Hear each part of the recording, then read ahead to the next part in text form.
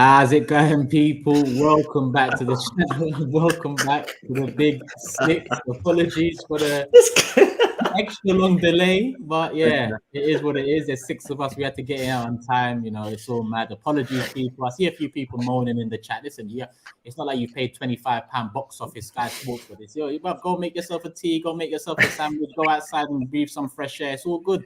We're gonna come live. You know, people are saying enough is enough. Yo, what's going on? I wasn't gonna snitch, but he snitched on himself. Do you know what I'm saying? He snitched on himself, man. You get me? But listen, I always said, man, if you don't break down these little point deductions, I think we've been slacking it lately. So you get me? Let's bring back the point deductions, man. If you want to be serious. Chris, have you got something for me there, man? Have you got anything for me, Chris? Anything? Oh, you was having a munch. Chris, have you got anything for me, man? That comes on no. Chris, your waist, man, you know. This brother said his finger licking waist, man. Uncle. Your waist, man. Man's literally licking his lips as he's on the stream. He's like, I don't think he actually knows you're live, you know. This is ridiculous. Over 1,000 people. Who doesn't look at the screen first? Like, why would you put your headphones? Over 1,000 people waiting for this finger licking good, fam. What is this? He's a humbler. He's a humbler. No, he's not got the screen on. You ready to go, Grizz? Sorry, yeah, good. Yeah, good. You go live now, yeah? Yeah, good. Sorry, I was asleep. Grizz, you need to look at the screen first. Forget the audio, man. The visuals is what you need. You're looking good today. You got a war hat on today. You know what I mean? I'm there. Sorry, man. No one woke me up, man. I was asleep, man. Nah, you were eating more like. No. I'm eating now. Man slept and then woke up and started eating. Oh my days, man. I flew back at 6 o'clock in the morning, man. I'm like proper like all over the place still. But oh yeah, you good. How was it? Yeah. No, but we don't need to mention that on the screen. Leave that. Don't mention I was away.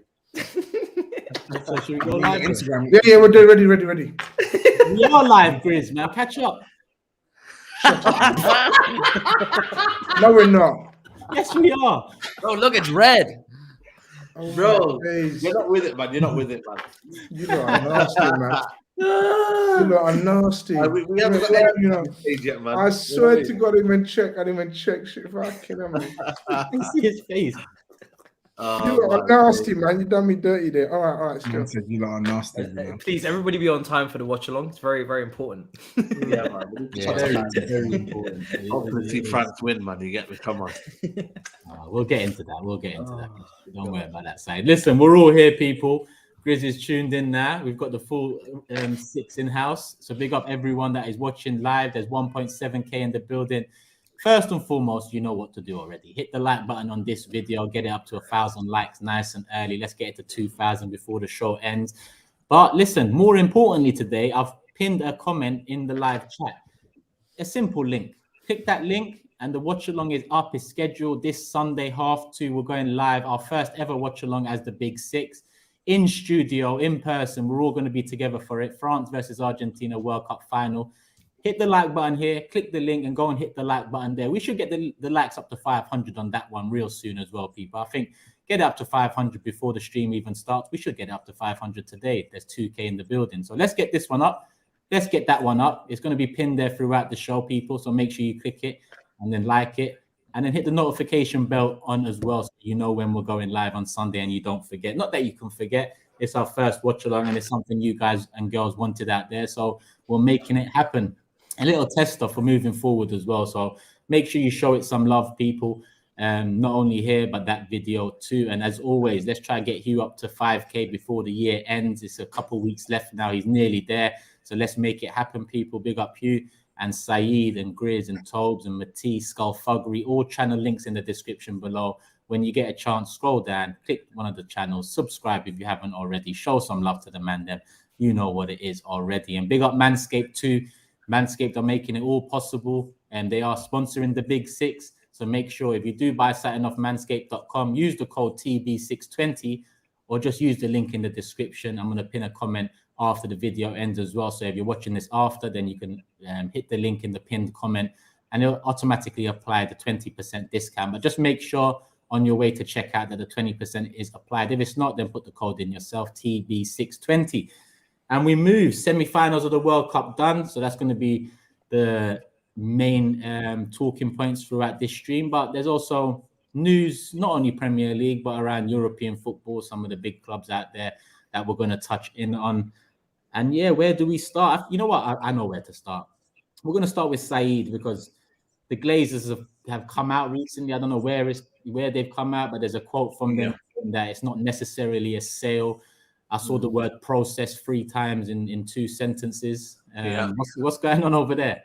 Bro, process talk, innit? You know what I mean? It feels like being an Arsenal fan now. It's mad. It's mad, but you know what it is? I just find it's a lot of cryptic messages, man. You know what I mean? There's a lot of trying to just basically play the situation. You know what I mean? Play their cards right.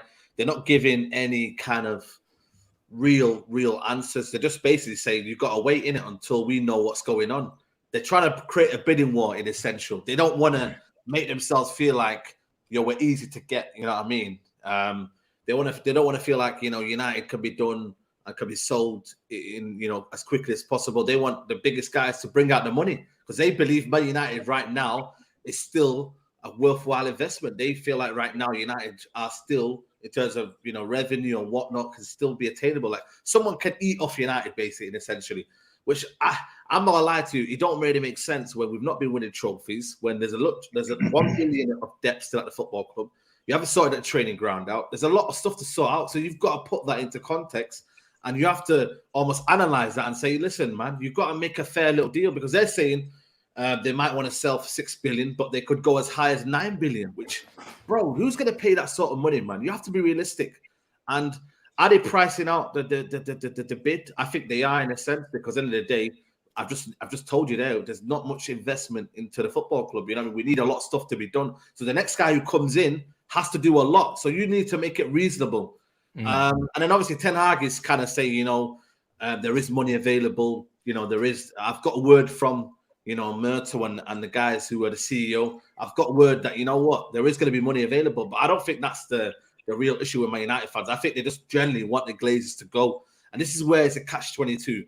Because Ten Hag doesn't really have that kind of affiliation in that sense. He just wants to know that his team sorted out, is his project sorted out. Whereas I think the Man United fan base generally do want the Glazers to go. We're not really hearing about investment because, again, we've had the money. That's the situation that every United fan has been talking about. The money's been there. It's how you spend it.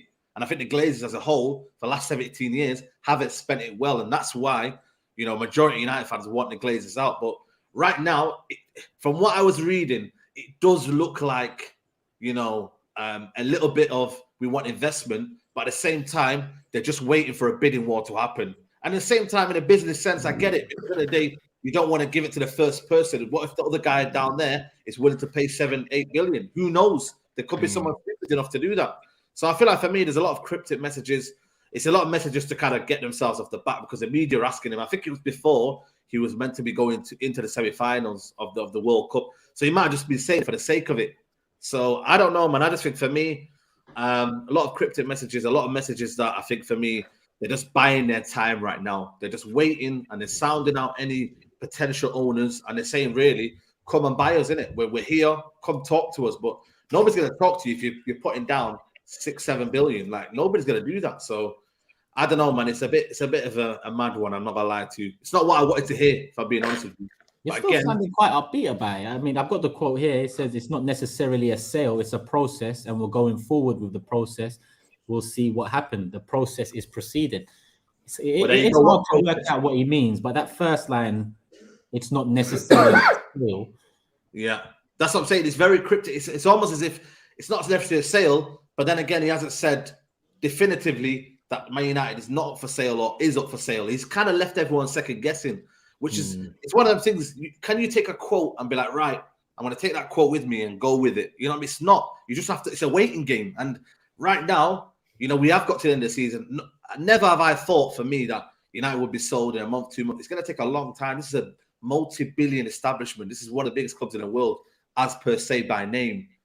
So it's going to take time. So for me, I'm not getting too happy, but I'm not getting too downbeat about it because I know how long it's going to take.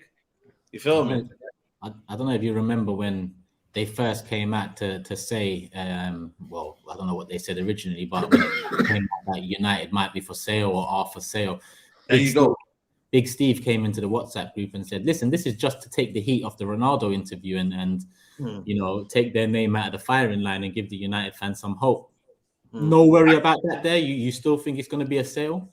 I'll be honest with you. I don't know what to believe. I think for me, I get where different point of views are. I think, for people that, that believe it might be an investment, I can get it because the Glazers don't want to relinquish power. If they can get an investment, it makes it easier for them because then they can rely on someone investing into the team, investing what all the fans want, and they could just be the guys in the background. I get that. But then I also think because now it's gone to this level and I think the fans' pressure and whatnot each and every game, I think ultimately they just see Man United as not a profitable place and somewhere where they can persistently make money out of it. I don't think they can. So I think their time is up now. That's what I think ultimately. There will be new owners, but I just don't know when, if I'm being honest with you. Everyone else here, did you hear the quotes? Have you seen what's been said? What's your thoughts on it? Yeah, it seems to me like that first part of the quote anyway is not necessarily a sale. It's kind of what I thought all along. I never thought they're actually going to sell the club. I think if they were going to sell the club, they would have done it by now or at least a while ago. And I think that sort of valuation that you're talking about, side that they've allegedly put on it of, 7 to 9 billion. I think they know there's very little, if any, people out there is going to pay that for Man United right now, considering their current financial state, considering all the problems surrounding the club. And it's a lot more than just a 1 billion debt. That's an outstanding debt. There's so much more is going to have to go into it on top of that. I think they're looking for almost I don't know how you describe it, maybe a Dragon's Den situation where they're saying, look, this is our product. We're looking for investment. Help us fix it, and this is what you'll get in return. But I don't know what kind of businessman is going to look at it and say, yeah, I can see where my dividends are going to get paid out in the future, or this is when I can expect to get dividends. I think it's too much of a risky purchase or a risky investment for anybody to put or that kind of money in. And I think you're right when you say that. I think they're looking for the investment because they want to take some of that specific pressure off themselves. There's obviously a huge amount of heat on the Glazers, particularly when you lose or when something goes wrong. The United fans go, get the Glazers out. You all get your bed sheets out and spray paint them. I think they want to take some of that responsibility off themselves. It seems like a really sticky situation, and I don't know. Turkish, can you tell me, is that an official quote from Avram Glazer? Yeah. Okay, well then, it just goes back to what I said first. I think he's backtracking. I think there is a hint of what Steve was saying is true, where maybe the Ronaldo thing ties into them saying they might sell the club and take some of the heat off. I don't think they ever had any intentions of giving full ownership of the club away, and I stand by that. I think it would have been done quite some time ago. I think the opposite. I think both like Liverpool and United, I think they are for sale. But obviously in these situations, they have to be very clever. These guys are multi-billionaires. They don't want to be seen to be flogging their club on the market, so to speak, or selling on the cheap whatnot. And the fact that he said it's a process pretty much sums up sort of what it is. It's a process and it's a long process. You don't sell a £7 billion business just like that over even in a matter of weeks or even months. It can take up to a year. So I do think it's a process. I think they're just, like Saeed said, they're exploring, and when they feel right, if a right bid offer comes in, then they'll do it. Otherwise then I get the point that until then they'll bide their time.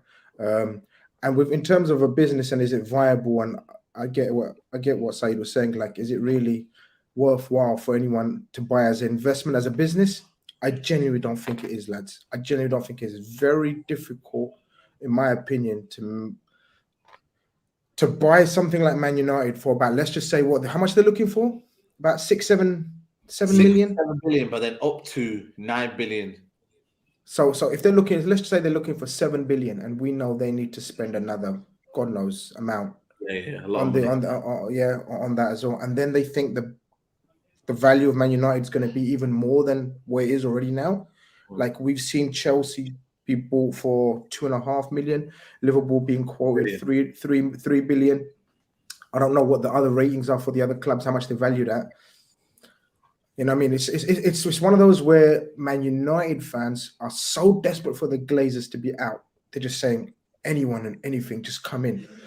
That's when it gets dangerous. That's when it gets really, really dangerous. And I think obviously the perfect owner would be a Man United fan, like a Man United fan who's not buying it as a business, because there is. Look, Man United is a massive, massive, huge club where there is billionaire Man United fans out there that would maybe buy it as a plaything. But if you're looking to as a business, operate as a business, and then turn over revenue and make more revenue, and then make it even more valuable, then you end up paying 8 billion for it. It's a long shot, in my opinion. Long shot. This is it, man. You think that figure is?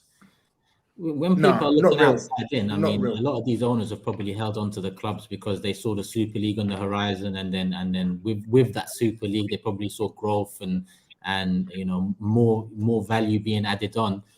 Now, when you look into the not so distant future, how viable is it that someone's going to buy United for 6, 7, up to 9 billion and seek to make some sort of a profit off it? Because Unless it's a joint thing, unless two owners come together and buy United, then I'm not gonna lie to you, it is looking a bit mad. You know what I mean?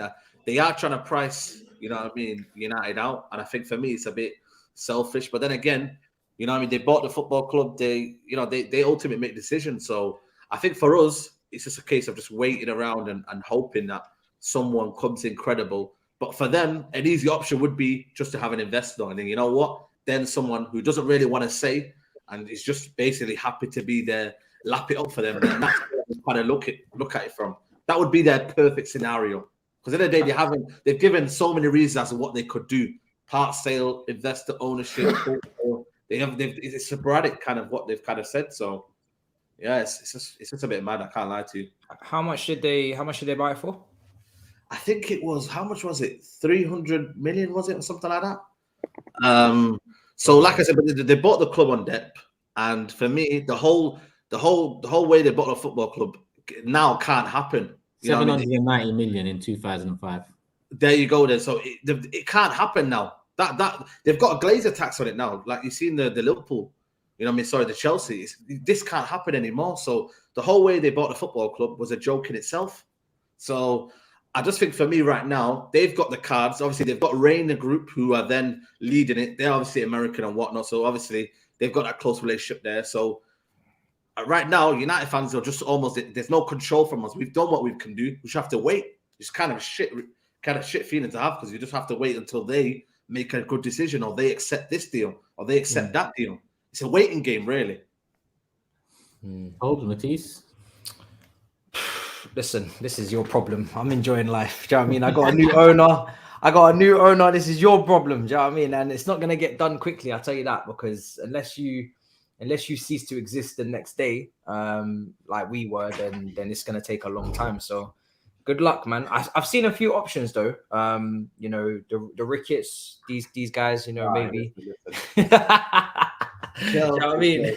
Maybe the Ricketts. Man, listen, you never know who you're going to end up with, man. Do you know what I mean? So we'll have to see. But, oh, man, I'm not concerned. I'm not concerned. They were spending money anyway. So, you know. I just think personally that the Glazers know that they're sitting on a cash cow, and the trajectory of football is only up. I did read the other day that they're looking to try and regulate the Premier League in a couple of years' time. So maybe that might have an impact on their willingness to sell. But I still think that, like they're going to be reluctant to let go of Man United completely. I don't believe personally, and I'm happy to be proven wrong. I've not really read up on it as of late, but I don't believe that they're going to push for 100% sale. I don't believe that, because why would they?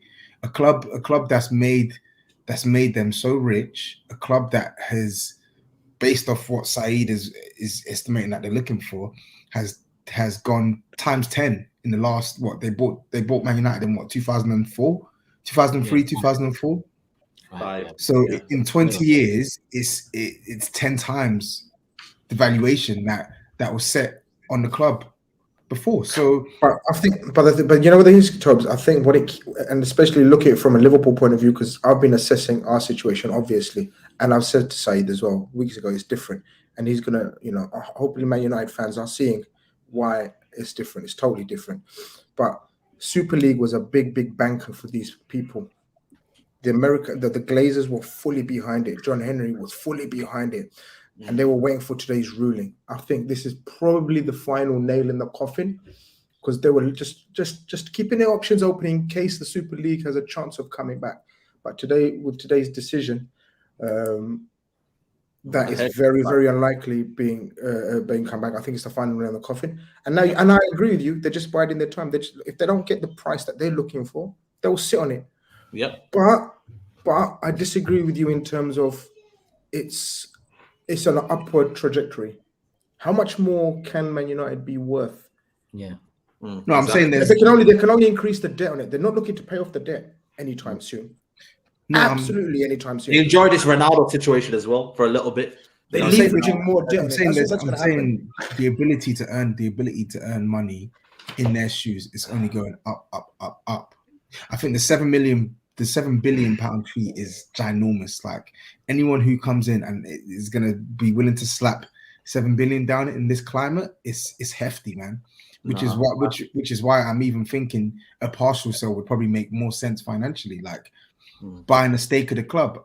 I just think it's a lot. I think it's a lot, and I'm not saying that it's impossible for Man United to go for a full sale, but me personally, I think it's going to be very difficult to see Man United change ownership very swiftly. I just don't see that happening.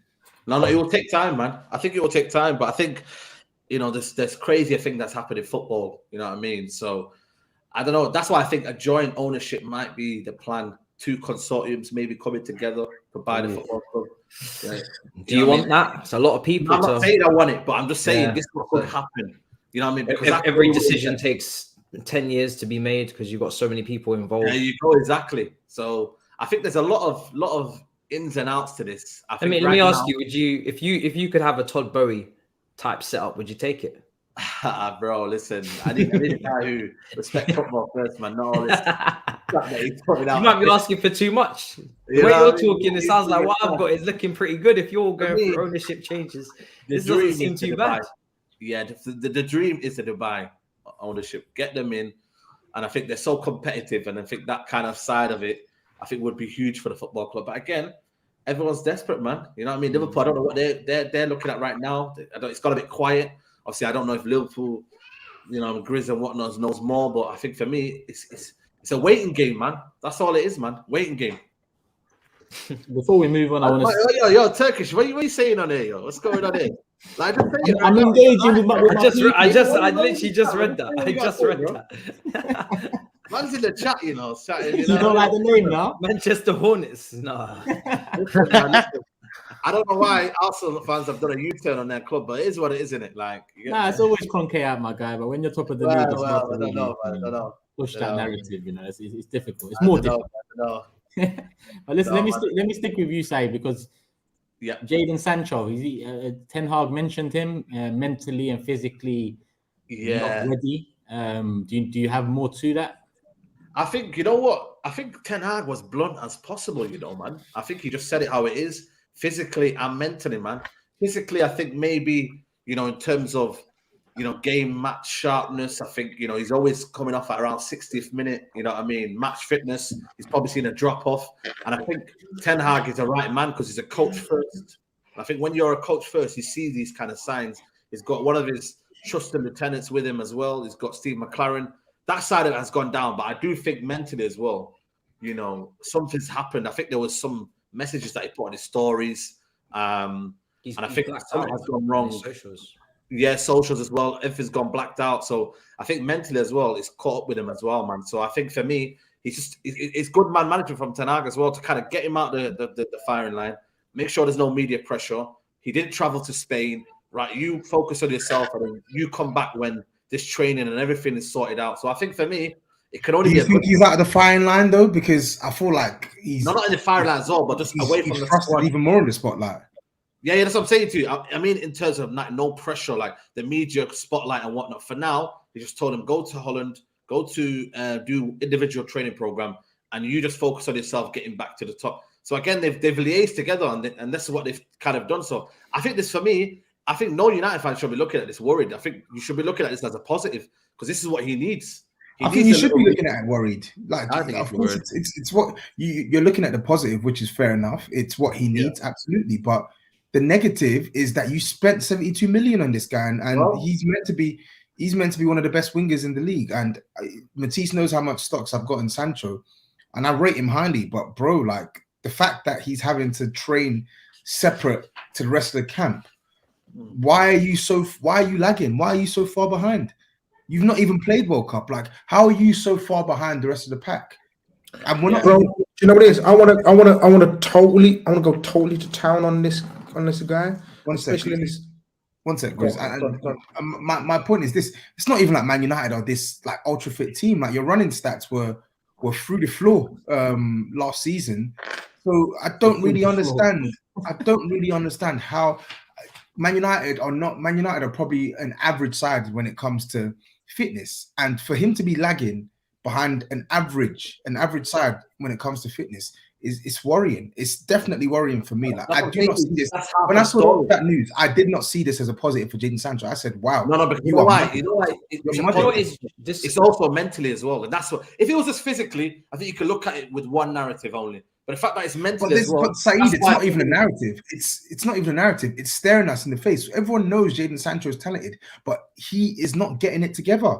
And the fact that he has to be sent to train away, it's very similar. Tells us that there's something wrong.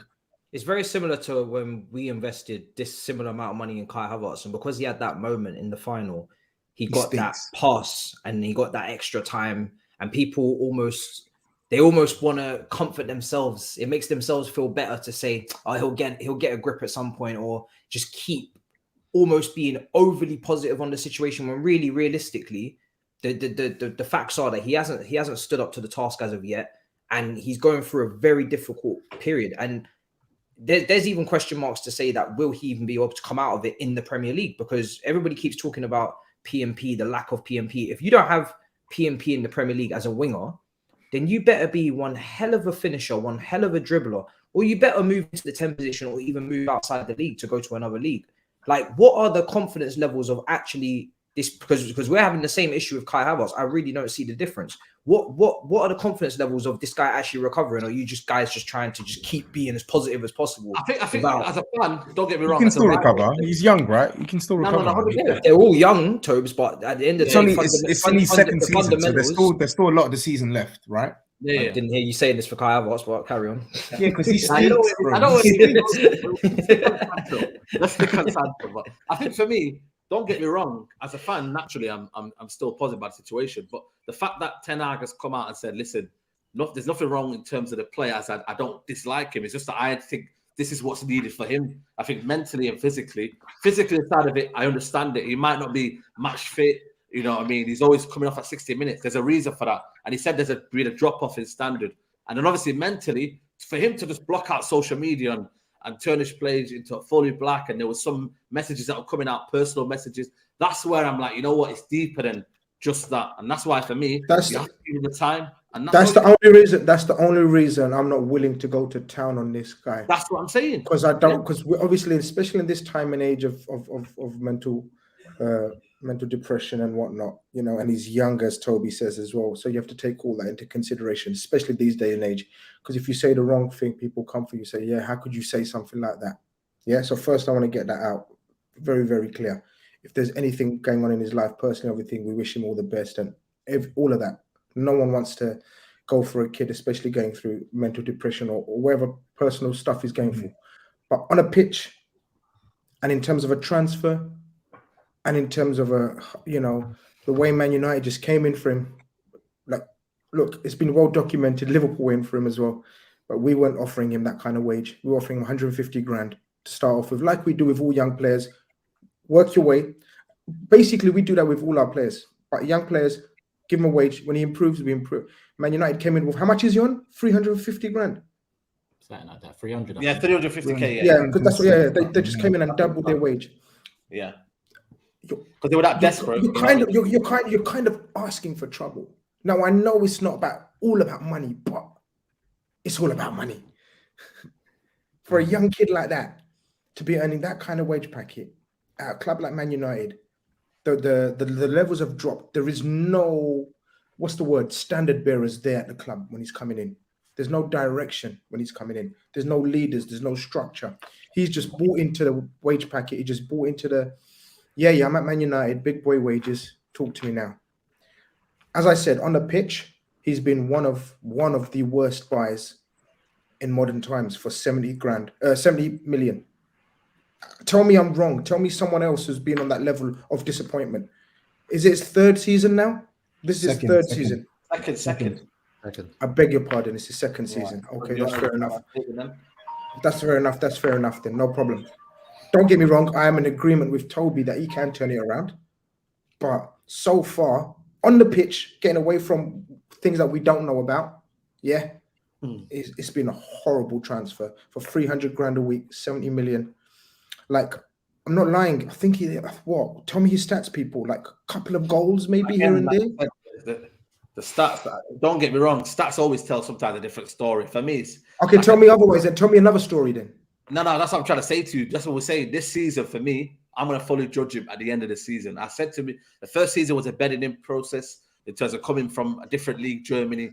That didn't happen. Second season now show it. So listen, that's what I'm saying to you. I said it a couple of months ago to Toby. At the end of the season, I'm ready to have that conversation. But like, you know what, this and that, and I'm looking at Hugh because I don't know, Hugh, if it's just me and maybe Turkish. Did Nicolas Pepe, did Grealish get all of these little extra? Hope you're feeling well. Listen, when you speak on my, all I'm saying is Grealish. You speak on my players. I want to hear Jack Grealish lifted the trophy. Jack Grealish fought for the whole thing, and he lifted the Premier League trophy. You see the bottom, that L shape on the. It's you, man. That always going mad at Grealish. That right wing. I'm gonna hold you to this. That's what I'm gonna say, because I'm not hearing the same tone when we talk about our big money signing flops. There's a lot more venomous in your voice. Your voice is a lot strong. You want to talk. When you're talking about my flops, when we're talking about my flops, there's a lot in your chest. Really say what you want to say about campaign. No. Really I like this. This is nice. It's good. I like the way that GRIZZ don't be soft about it and whatnot. Can I say something? I hope that we keep this up. I like this, man. This is good. This is good. It's inconsistent. It's inconsistent, but it's good. If you want to say, I like the road you're going down. I like the road you're going down, Matisse. But I do want to say, first of all, I do echo the first part of what GRIZZ said. We don't know what's going on in his personal life, and if there is something serious there, that's something we don't know about. We can't speak on that. But once again, on football terms, I'm watching Jadon Sancho for a long time. I watched him all from the time he was, 15, 16, 17 in the City Academy. He was one of the very few players that I looked at and said, I really want him to play in the first team. Why? Because he was this really confident, flary, borderline arrogant, sometimes arrogant player. And I liked that about him. He brought that to Dortmund with him. He brought that flair and that level of arrogance that you need to strive to the top of football. And then he moves to Man United and immediately goes... So I'm looking at where does the responsibility fall on this? Is it a Jadon Sancho thing? Is it a Man United thing? He was brought in, like GRIZZ says, on 350 grand a week, 72 million pounds it was from. He was brought in the exact same time as Varane and Ronaldo. So there was this massive feel-good factor, this massive hype. You were talking about quadruples. I remember this show. I remember watching this very show as you were giving us all that spiel. And it never happened. It never worked out from that way. So how has it got to the point where he's no longer able to train with the rest of the squad after World Cup when he should be looking at this? A normal player, listen, like I said, I don't know about his personal life, but any other player in his situation right now would be saying, right, I'm going to go out and prove the manager wrong why I wasn't picked. I'm going to work extra hard on my fitness. I'm going to come back with a bang and, do the second half of the season with a bit of vengeance on my chest. Why is he not able to do that? Is it a Man United thing is what I'm asking. Well, listen, there's a history of this, of players not performing at Man United, but we could be looking at this point as well. I know we're talking about the downside of it, but this might be a catalyst for this month. He's had a month off as well, from the group. This might be a catalyst now for him to maybe kick on second half of the season and show what he's got. Yeah, but it's worse though. I'm sorry that doesn't all run though, because he's had a month off and he's getting demoted again. Like you're supposed to be getting refreshed. You're supposed to be thinking out for him though. I think the manager looking out for him. You would have thought that this would have been sorted out in the 5 weeks that we've had off, 4 or 5 weeks. In fact, it sounds like it's escalated even more. And now we're saying it's vanished. I don't think the manager hasn't restarted yet, though, has it? The season hasn't restarted yet. It hasn't. We're close to it. But I don't think Ten Hag is protecting him, because if you're protecting someone, he is protecting him, Turkish. He is. Let me make my point and then see what you think. Because if you're protecting someone where mental health is the focal reason why he is not ready, then you can say something like, Sancho, he's going through issues and we've given him the time off, or you can say something else. But what word it totally different. Ten Hag said physically, he's mentioned that first, and he's also mentioned that he's training away from the side. So I just think Ten Hag's kind of annoyed by it as well. No, I don't think. I think, to be honest, this is what I was trying to say to SAEED. SAEED was, and because I wasn't even trying to come for Sancho, like we're just analyzing his time at United, right? But when I read the story this morning, I'm like, how have you seen this as a positive? Like, okay, cool. It might be a positive for Sancho. The manager's helping him in terms of him rediscovering his best self, but on the whole, it's a negative that your £72 million marquee signing. Again, I know what you're saying. One second, let me finish. It's a negative that your £72 million marquee signing is well below the standard. Bro. It's not nice to hear. It's not nice to hear. He should be physically fit, right? If this was most players, unfortunately, if you're not fully fit, we're questioning professionalism. That's what we're really doing, and that's what would actually happen. People will be questioning the professionalism. Why are you not physically fit? You're one of the highest paid players in the league. I'm not coming for Sancho. I'm just treating this how I would any other case, how anybody would treat this. Really, they would say, "What's going on? Why are you not physically fit?" No, what I'm trying to say to I like Sancho. I think he's a talented player. He's lucky. But that's what I'm telling you. If he was a 25 million player and if it's 72 million, I get we have to talk about the transfer window. But as a manager, he still would have been doing this for any player. So I know. That's not in dispute. We're not saying that he's being extremely harsh on Sancho. We're saying that he's not really protected him, and he's looking at, rightly so, he's looking at in the best interest for the club. He wants the team to progress. And at this point in time, we don't know the relationship between him and Sancho. I'm not saying that. I'm not. Well, let me say something. Bro, what? Let me just finish, bro, because you're interrupting me. Yeah, I know you're very protective of this. All I'm doing is just you clearly are protective. All I'm doing is just analyzing this fairly. When the news with Ndombele came out and Jose's training with him in the woods and stuff, yeah, do you think the first thing I'm thinking is, oh my God, wow, like, oh, this is so great for the club? No, it's saying that his fitness is so poor that our manager literally has to go to his house, wake him out of bed, and train with him. It's not good, and that's the main point I'm trying to get here with Jadon Sancho. I'm not rubbing him out. I'm not dumping on him. I'm just calling a spade a spade. It is not good, and Ten Hag isn't really protecting him. Ten Hag is protecting the best. You know why? You know why you can't really fully say that, because again, that's not definitive, right? My thing is, if the part report that I don't know if we've mentioned is that they spoke together, they looked at the situation, they're working together, they're understanding what's best for you, and they've agreed that we have a separate training camp and you have a physical program. That's what they've agreed, and they've had it also for Anthony. It's not just Saeed. Saeed, can I join in there? Sorry, Saeed. That makes that exactly what Toby's saying, though. See but that's not. You're still justifying it, saying they're working together. Of course, they're going to work together. He's a £70 million asset. He's a 25-year-old kid. Or how old? 22, 23. Sorry. Yeah, 20. It's not nothing positive in it at all. The only positive is he hasn't been shown the door like Cristiano Ronaldo. That's the only thing you can say. Yeah, that's positive. All this talk about, they're working together. They're talking about it. Of course, they're going to talk about working together. And then he's told him, all right, go and get fit because you're not fit. You're a young man, not ready for the season. You're halfway through the season. You've had 5 weeks of World Cup. You're still not ready. How is this anyway positive? Nothing. Just say it's a mess. No. You haven't said that once. You're about to come back. How can you not say that? How can you not say it's a mess? Your marquee signing is not fit, and it's meant to be good. How can you say it's not a mess? Man saying Kalma. When it was Conte making comments about Basuma's not playing. What did Saeed think? Saeed thought something was up, and now when we see Jadon Sancho being cast aside. He's saying, I'm a fan of Man United. I'm going to back Man United. I'm a fan of Man United. I'd be like, why is my star player not ready? I'd be gunning any of my boys. Next part of the season. First of all, hold on a minute. First of all, for me, I'm speaking as a fan, yeah? What is that noise, bro? It's the same person with the muffled mic. Your girlfriend can't leave you for an hour, Toby. What's going on, man? You got a show. Did you not tell her you got a show, man? God damn. Bro, it's my dad, you muppet. What are you talking about? All right, cool. I think it's a bit of what I want to say is, though, I think if you're looking at it, it's not in shape or whatnot. I think that is alarming. It's a bit alarming because you're thinking, right, you're meant to be a professional. But again, where I'm seeing most of it from is that mentally, it's a positive that Ten Hag has took him away from the squad and said, you know what, you need to go and do this. You need to go away from the squad. You need to sort yourself out and take as much time as you want. That's where I'm looking at it more positively. That's where the bit where you maybe haven't heard me. That part don't get me wrong. The training camp is something that I think, you know what, you're thinking, bloody hell, mate, you should be keeping yourself fit. But mentally, it's where my focus is on right now. Mentally. That's Can I make a point, Tug? Can I make a really quick point, Tug?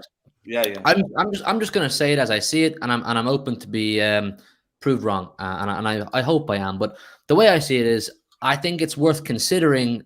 The obvious is that there's a potential attitude problem with Jadon Sancho, and I don't think it's something that we should be shocked by either. For, like I said, I've been following him for a long time, and for those of you who know about his personality and the way he's been through his whole career, there has been flags suggesting that he's had an attitude problem. I mean, his attitude problem stems back as far as back when he was with City. You know, Pep said to him, if you're willing to just bide your time a little bit more, you'll get your chance. He said, nah, pop it off. Like, he's always had a big personality, and like I said, borderline arrogance. Was it a sulking thing maybe when he wasn't selected for the World Cup? I don't really like to do that, because you don't know the guy in it, so I don't know. That's what I'm saying. I said if there's things in his personal life that are more serious, you know, beyond football. Listen, I fully get that. I'm not gonna go into the kid for that. I'm just saying what I see and what I have seen, and the only conclusion from the evidence that we have that I can come to is that. But like I said, I'm open to being told I'm wrong. I don't know. Is it a combination of a Man United issue? Is it a Jadon Sancho issue? Because I think what everybody here in agreement is that it's bizarre. A young man, 22, 23, is coming back from a period where he's had 5 weeks to work on his fitness, and he's not capable of training with the rest of the squad in preparation for the second half of the season.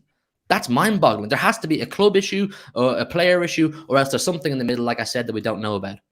That's the only conclusion that I can come to. Yeah, listen, I think we're all coming with our own conclusions, and don't get me wrong. Like I said, ultimately, physically, that is alarming. I can agree with you on that one. You know what I mean? The fact that he's not physically in shape and the manager's putting him on a personal program, that is worrying as a fan.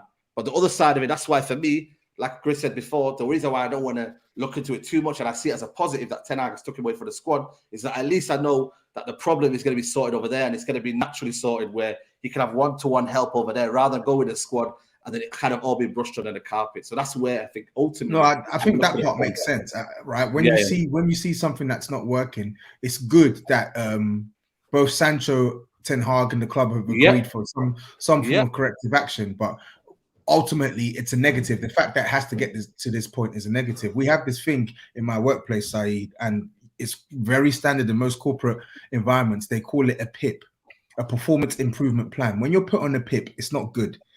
When you're put on a PIP, it means that you are severely underperforming at your job. Yeah. And they have to literally define several improvement points that you have to hit to get yourself back to the level that your employer expects of you. And that is what Jadon Sancho is on right now. It's a very, very tough situation to be in.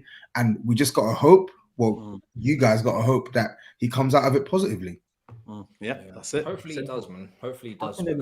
I want to wrap this one up because we have kind of spent a bit of time on it. We're nearly 45 minutes in, but I think I'll go back to what GRIZZ said as well. And there needs to be some self-awareness when you're signing these big contracts as well. Whether it's him that made the decision or his people around him that made the decision. Once you sign for 300k a week, the pressure is on. If you don't feel like you're ready for it, don't sign. Don't sign. Because I get mental health is a real thing. Of course, it's a real thing. We all know people have gone through problems that affect mental health. But when you sign on the dotted line for 350k, the pressure is coming. There's nothing you can do about it. So I think moving forward, other young players have to learn from this as well, and potentially not take that jump too early if they're not really sure about how they're going to take the pressure. Because you know that might have a part to play with it as well. If they make it more performance-based contracts, I think everybody will be for the better. Get a good base, get a great base, like Liverpool have done over the years with their wage structure. But unless you've got the wrong people around you, you should be encouraging, I know money, you know, agents, but you should be encouraging them to try and get some performance base, because it's only good for the player that they continue to be informed. This is not good for Sancho's career, for him to be earning this amount, for him to be priced out of the market if he was to want to move, for him to be in poor form, to not be selected for his country for the World Cup, to not be in the Manchester United team going after Christmas. That is not good for his stock. That is not good for his career. So instead of leaping and jumping for these massive contracts, which are obviously very tempting, get some performance-based incentives in there to keep the player hopefully on track, if that is where it is. And you won't run into this problem, because we've seen. Sorry, I'm so sorry. We've seen a few English. Let's not even talk about European players of the same ilk and age, right? But we've seen a lot of examples of young English players around, give or take a year or two, around his age bracket, but not even remotely in that wage bracket. You hear where I'm going with this? And look at their attitude and desires and performances over the last 18 months compared to this fellas. Your Sakas, your Fodens, yeah, I don't know, Declan Rice's, around the same wage bracket. You can see there's probably more. I can't think off the top of my head, but no one in this type of wage bracket that he's in. Rashford, I don't think he's even in that wage bracket, is he? Is Rashford even in? He's going to want a new contract. Maybe that's 200, isn't it? Maybe need to think about that as well. But a lot of young English bright players that are not even close to that wage bracket. And I think Matisse is spot on.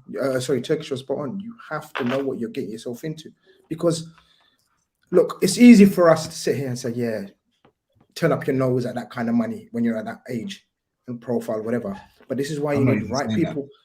I am, but sometimes you need the right people, right advice, right around you, because you have to think about your career as opposed to just your long-term career, as opposed to just your next move and just your next contract.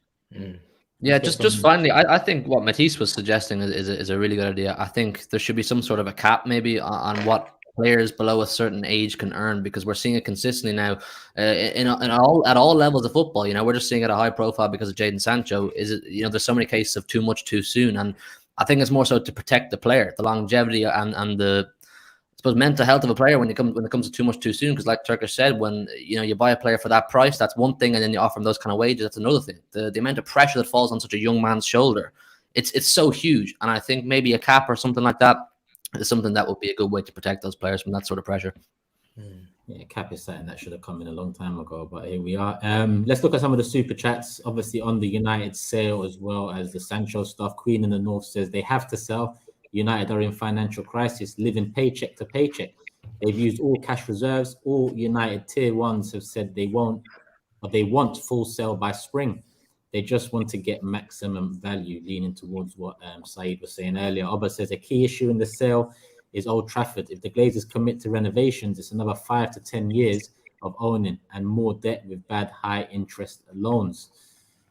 Moving on to the Sancho stuff. Just Waffling says, want Sancho to succeed badly, but if it doesn't work, the good thing is that we're moving quickly to figure it out. And Jadon can go and revive his career. Queen in the North again says, Sancho lost his aunt, who he was very close to a few weeks into the season. Tobes, just because we spend 72 mil doesn't mean he can't go through stuff. I didn't hear Tobes say he can't go through stuff. It's about separating it out. All of a sudden now that you hear that there is mental health problems, you can still discuss the football separately. It doesn't all come under one thing. And yes, from that point, it might have an effect on the football. But previously to that, a whole season that's gone, it wasn't great, was it? So, no one here is dismissing the mental health issues. Blue Moon says United in the mud or process. Scamcho has fell off. He should never have come great at Manchester. Happy the Premier League is back soon, and big up Morocco. We're slowly but surely going to move into the World Cup stuff. Jason says, not sure if you guys know who Zishan is. Says something happened between Sancho and Ten Hag. I ain't got a clue who that is. If it's someone off Twitter, then don't listen to them because they don't know much. Paul says Sancho form disappointing. Liverpool's last good game, his aunt passed. Not the same since. Ten Hag gets a former player. Kudos, get him, please. Again, Paul, to say that he's not been the same since his aunt passing would be dismissing his previous season completely. Yeah. He didn't hit the ground running last season. He wasn't great. And off the back of the Euros, there was a lot of racial comments from the penalty misses aimed towards Sancho, Rashford and Saka. Maybe that played a part last season. But, yeah, we're discussing the football side of things because no one knows really what he's going through mentally.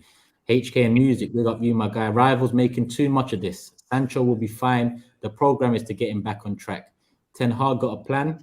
As long as Sancho sticks with it, we've seen he's talented enough. It's just about hard work now. We will see. T and Delta says, Tobes, pit point? What point is this? PIP. On. What he left out was that 90+% of the time, once an employee is placed on one, they don't come back to the level required. And on the Sancho and Man United stuff, I believe that's it, unless any have come through now. Let me just quickly scroll down and check. No, this one's about the World Cup. We got one here. Smokey Setting says, that's a good point, lads. Players and agents also got a percentage of the transfer fee as well as a signing on fee. I think he's got too much too soon. And hence why I said the people around you sometimes push you into these kind of deals. As someone in the comments said, you know, who's going to turn down 350K? But this is where you have to look in the mirror a bit and ask yourself, can you handle the pressure that comes with that 350K? And whether you earn 350K a week or 100K a week, you're a rich man. You're rich enough to enjoy a nice life. But this point, you know, this super chat is exactly why I think Matisse made a very good point, where there should be a cap on young players, especially agents and people around them, because a lot of money got a lot of money off that Sancho. It's not Sancho's. Let's make it clear. It's not just Sancho's fault or probably choice. Yeah, there's a lot of power on a lot of sort of pressure on younger players with agents and super agents and teams working around them. Because at this point's right, a lot of people made a lot of money off that deal. I wouldn't be was surprised. Was it a right deal? I wouldn't be surprised if these players end up getting manipulated. Yeah, all these 100%. sort of things. It's actually a very difficult situation for them. And I think before, I don't know if we mentioned on here about kind of like a football agent, a footballing agent, not for money, not for finance, for actual football. Like, do you suit the system you're going into? Do you suit the coach you're working with? I see so many players joining up with coaches that don't suit them, that have them playing wing-back shifts. You know, we see Diego Simeone and João Felix, for example. Like, where's your footballing agent to look after your career? So there's a lot going on. There's a lot going on. There is, and there's a couple more super chats not based on Man United, but are you a big dog? Art says big dogs never get caught lacking on stream grids. I expect better, and people go too far. The Moroccan kid's mum is apologizing. What the fuck? Yeah. And I talked about this earlier on AFTV. The internet. This is the internet for you. Yeah, that's the internet, man. You know, freedom of speech was once looked at as a positive thing. Once it's come into play, Twitter being the perfect example. Freedom of speech. When you consider what's this Moroccan kid's mum? What's this about? I don't know. Have you seen the young girl that says Ronaldo's going home? Ronaldo's going home after the Morocco win. These Ronaldo fanboys, man. Literally went viral in the last 24 hours. You know, Tobes, you know these fan cams after games, yeah, and she was on one, right? You know when they say your thoughts, and she's like 9 years old, and all she's saying is Ronaldo's going home crying. You know, she's excited, Moroccan little fan. Yeah, obviously, you know, as Turkish has said, Twitter in it, or not Twitter, internet. Sorry, internet. That's it, internet. Yeah. They forced her to apologize. That's a joke, man. Like, you know, abused her and all sorts and all this kind of. Some of the things I've read about that girl on Twitter, abuse is not even a word for it. It's worse than what that word. So I wouldn't even say Twitter. I wouldn't even say internet, bro. I would say society. Society. That shows but once you give society a platform to be able to speak without repercussions, this is what you get. Verification, isn't it? Horrendous. They're freaks, man. They're actually freaks. Thoughts are with her, and obviously, I don't think the mum needed to apologize. Maybe she did because, you know, to take the heat off a little bit. I understand that, but it's a disgrace, and people really need to look at themselves. Some people need to get slapped right in the face, but you know, we'll never find out who a lot of these people are. Sabrine said, Toby said England won a trophy led by a Spurs player. I call it bullshit. The World Cup winning team had 0 Spurs players. Captain was West Ham legend Bobby Moore. Is that what you said? When were you shameless? When were you shameless? What the hell is this about? Bruv, allow it, man. What you said, man. The last World Cup was won by France, who had Lloris. Did you say this on your Shovities? What's going on? I'm not involved. Bro, I've never heard I'm tired of these bozos wasting their money to lie. It's ridiculous. Can you start banning some of these weirdos? What's going on? Bro, it's like 10 p.m. and a man spending £5 to tell lies. What's wrong with him?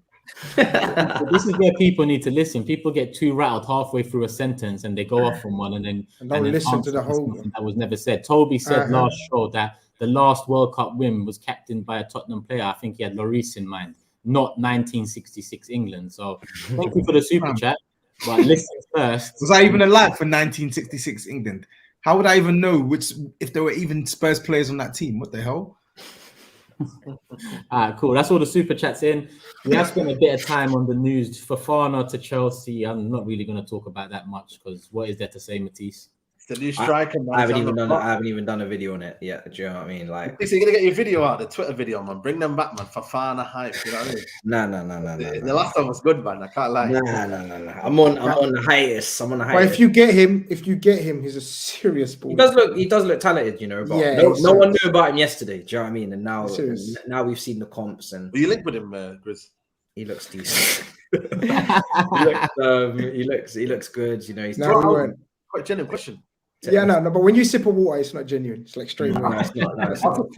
I know the little telltale signs from you. You understand? The one thing I will say is that people have been saying he's the next Didier Drogba. He doesn't play. It doesn't look like he plays anything like Drogba. But what I will say is that it's nice to see us shopping in the lower bracket, trying to take gems before they go to mid-table Premier League clubs and then become stars and then actually have to go and pay them the big bucks. So it's a low risk move. It's 10 million euros. If he becomes something, fantastic. If he doesn't, you make a profit. I think this is a good way to go about the business. So yeah, I'm happy, man. We'll see what he does. I have no idea what's going to happen, like whether he's going to go out on loan or whatever, but we'll see. Well, January still to come. We've still got more shows to come. Premier League coming back, so we'll touch in on it once it becomes official. Same with Felix and Vlahovic. A lot of rumors around them, but we're going to have more shows before January and throughout January, so we'll touch in on those names again.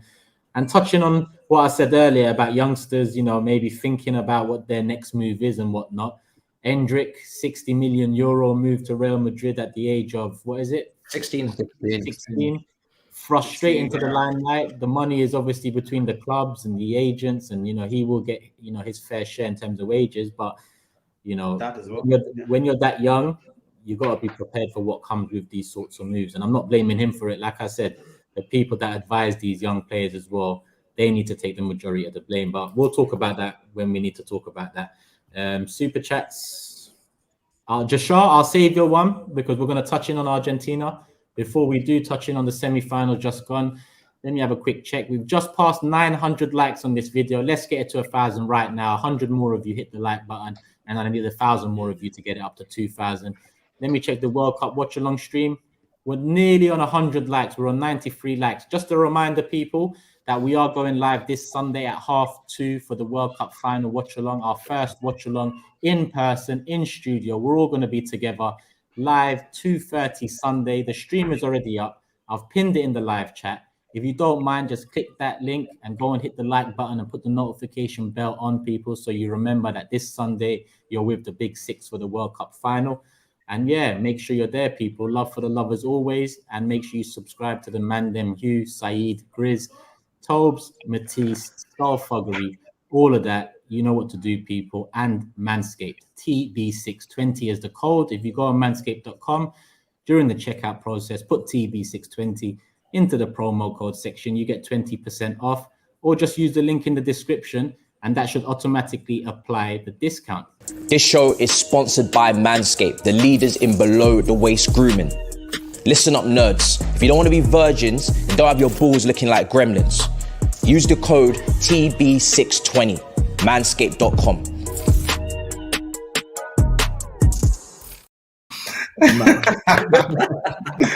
Alright, that's quality, man. The little shaving the gremlin. I love it. Price going up.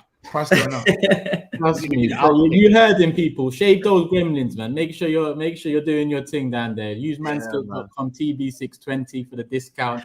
Listen, they're helping us bring you guys the content. They're helping us deliver the watch along and the content. Big Six Extra coming back next week as well. So make sure if you do use the Manscaped products, go through us. If you don't, go and buy something anyway and give it as a present to someone. There's birthdays all year round, Christmas coming up, all of that. You can just get something. All of that. Big Steve in the comments. I see Big Steve in the chat just here.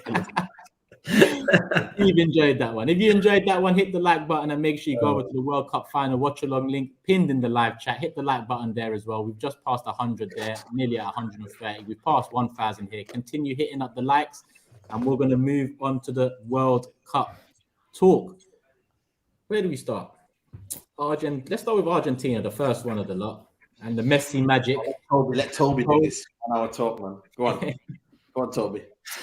You know what's funny? Yeah, I tweeted that Messi is the GOAT World Cup or no World Cup, and everyone thinks it was you, Tobes. Right? You win some, you lose. I'm glad. It could have been me. Shit, it could have been me. I don't care.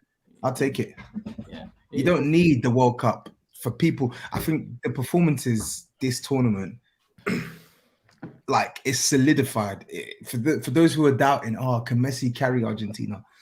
It's solidified, man. Like, I still think he's gonna win it on Sunday, personally. But yeah, man, what can I say? They tried to go aggressive. They tried to go touch tight, and he just made them look like fools, man. And he was injured. Scary.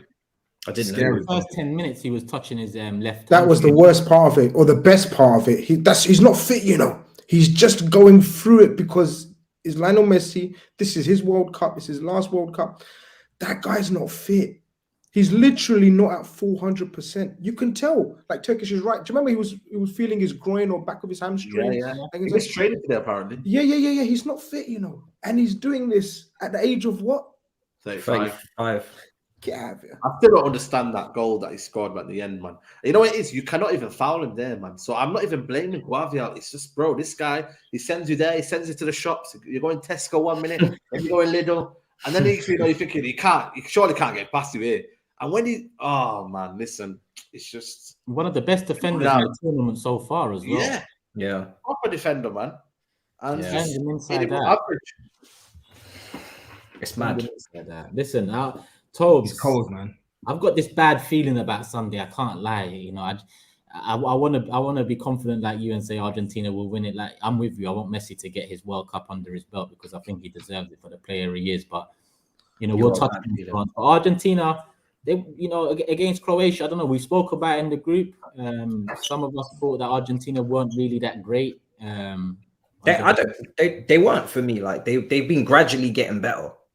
I think France have been gradually getting worse, and Argentina have been gradually getting better. Because we're going to get into France, but Argentina now, with the changes, Enzo Fernandez coming in after the goal against Mexico, I think it was. Then now he's been brilliant. Bringing in McAllister on the left, he's been really good as well. I think, and Alvarez is night and day with what we were seeing from Lautaro. Messi should have actually more assists, should have more assists to his name, but Lautaro has been playing against him. Alvarez is taking the finishing to another level. Hugh will be very happy to see that. 15 million, mate. 15 million is all he cost. 14 million. I Googled it. 14 million from River Plate. 14 million for this guy. And everybody's out here crying, looking for strikers, can't find one striker. And this guy is out here putting it in the back of the net, regardless. At this age, for that fee, his first time coming across from South America, this is his first season. It's just insane, honestly. This guy, that's some serious scouting from Manchester City. But with Messi, I had him as the Golden Boot winner. I remember GRIZZ was telling me, very lazy analysis on my part, because how could I ever have the playmaker as the Golden Boot winner? Now he's joint top with Mbappe. We'll see what happens on the last day. Do you know what I'm saying? But football's a humbler, bro. That's a mad narrative. That's a mad narrative. The both of them are going for the Golden Boot as well on Sunday. They'll both be desperate to score. Yeah. But, with Argentina, we said this after the groups, and I think I said it straight after they'd lost to Saudi Arabia, wasn't it, in the first game, that they definitely have more gears to go up. But something so special about this tournament for them is the fact that players like Enzo and like Julian Alvarez they're getting their highlight. They're getting their highlight moment. And like you said, it's been great scouting for Manchester City to get Julian Alvarez. But the one thing that pisses me off about it is there was actually a point where we were looking at getting both Enzo and Julian at the exact same time for some ridiculously low price. And now Enzo's going to be worth what? 70, 80, 90 million? More. He was at River Plate. He signed for Benfica for 10 million. I know. And like listen, people who watch Benfica so far this season said, yeah, he's a really good player. But now he's made a real profile for himself through playing for Argentina. And listen, on the Messi thing, I just want to say that I think people need to just appreciate that this is you're witnessing the greatest of all time signing out in a fantastic fashion. Because I think this may be the last time you ever see Messi really hit that Messi level that we know him from being 24, 25 in the last 15 years and that kind of thing. Because I don't know, is he going to be able to flip that switch again in his head when he goes back to PSG? Because I don't think we've seen Messi play the way he is in this competition, play for even PSG or even in his last couple of seasons at Barcelona. It's obvious that he's flipped the switch in his head and he's realized this is his last chance to win this World Cup, and he's upped his levels of hunger to do so. So Just appreciate it. And I think we're going to see it again on Sunday. And there's nothing stopping that guy. I think you'll have to carry him off that pitch on a stretcher before they lose that game. It's special times. Yes, it's going to be an interesting game, right? Because the last time France played them, it was a mismatch, and I feel like Argentina since then, I do think defensively they're much better, and I know their defense has been rattled a couple of times this tournament, but I think in the knockout stages they've been quite resolute, and it took bully boy football to completely destabilize them. And annoyingly, France can play that way. France can be direct, but I just love Argentina's tenacity. Sometimes it goes over the top. Sometimes they're overly aggressive. But one thing nobody can take away from Argentina this tournament is they're so proactive.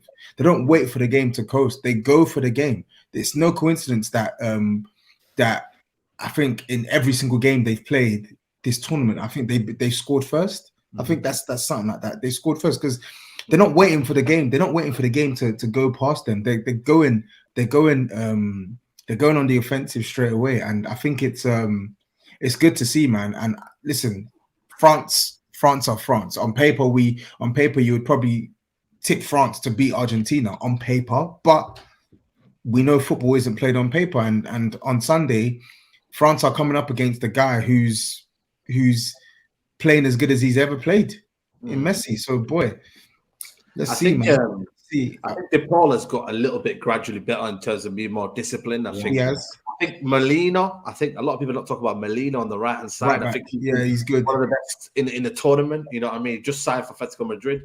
And I think Otamendi and Romero. Otamendi's been class. Romero was quality yesterday. Yeah, listen, I'm gonna give him Romero's flaws. Don't worry, you know what I mean, Toby. Don't. Yeah. Because man were rubbing him out first game, but listen, you notice nobody's been speaking about him recently. And when they don't speak about him, that means he's doing well. I mentioned him. Yeah, there you go. I think as well, McAllister, what thing he says there. I think for me, someone's got to look at that McAllister can play multiple positions. He's very, very tight on the ball. This guy is so elegant in tight positions as well. Like, he's very, very technical. His technical skill is amazing. I think he will be someone in the summer that I think for me people will be looking at. I don't know what his price range is. No, he's signed a new contract, so he's not going into this time. Yeah, they put him down. I reckon he's a next season project unless someone wants to go. Okay, fair. But I agree with you. He's been as soon as he's been brought into the team with Enzo, difference makers. Different man. I think I used Toby's reference on one of my shows on my channel where how did you describe people like I can't remember the reference you used.